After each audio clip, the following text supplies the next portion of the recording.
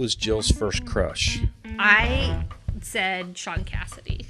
Jana's was Roger Daughtry from The Who. Oh, yeah, you're right. That was. That's not what you said. I know, but I didn't think about it. See, I know her better than she knows herself. Sean Cassidy. And Jill's was Mandy Patinkin. Big Mandy Patinkin fan. All right, Jill, what food can Jana not live without? Cheese. Cheese. Correct. Correct. Jana, what food can Jill not live without? I said cheese because I wasn't sure. Cheese. Cheese. Correct. We love cheese. Yeah. Jenna, what is Jill's favorite movie? Yentl. Told you she did. Got it right. Jill, what is Jana's favorite movie? The Way We Were. Got it right. Wow, so you guys do know your movies. Which one of you is a better driver? Jill Jana. is. Oh, really?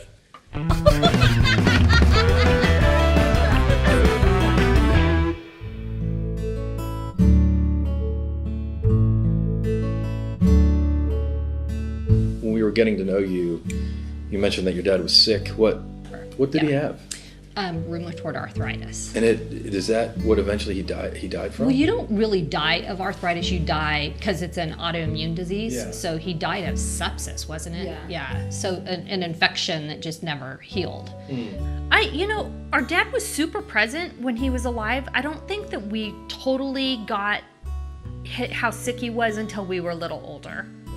Okay.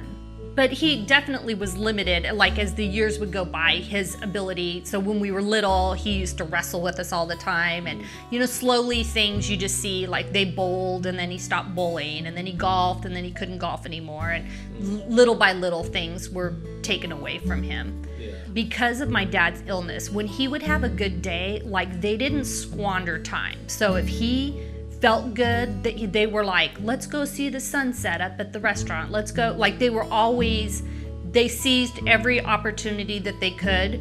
I think that was a gift that they gave us, is just not taken for granted. Live today. Live in the moment.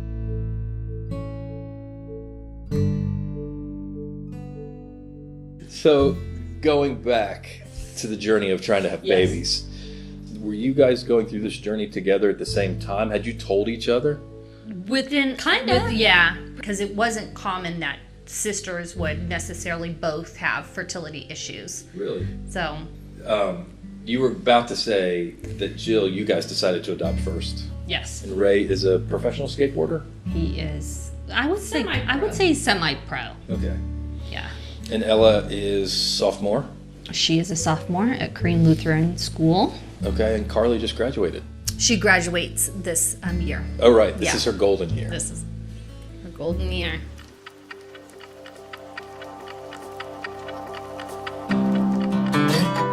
When you're going through it, at the time it was happening, I was just mad because we had waited. So it was, in the moment, it was just painful. And it was like, okay, so that person did that and they're pregnant and that person did that. And I just became a total Pharisee. It was like that hierarchy of like, this should happen for me because I did it right and they didn't do it right. And like, why are they being blessed and I'm not? What is it like now on the other side of, oh, that God's not like that?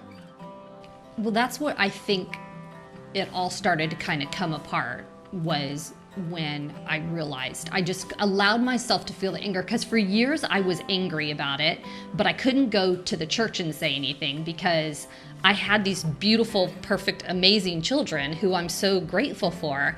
And so you can't go express like disappointment in what didn't happen, because then that just makes you feel ungrateful, you know? And I wasn't ungrateful for my children, but I was also really grieving the fact that I wasn't going to be able to experience this thing that I thought, like, I think most women like have this dream of being pregnant and what that's going to feel like, and that was taken from me. And I wasn't allowed to feel that disappointment because God had blessed me with these two perfect children. And so I think it was at some point just realizing, just allowing myself to feel that disappointment. And when it all kind of came crashing down. I mean, infertility is probably the best thing that happened to me, because my faith up to that point was very contractual. Like, God, I'll do this, God, you do this. And now it's not. It's just a love relationship.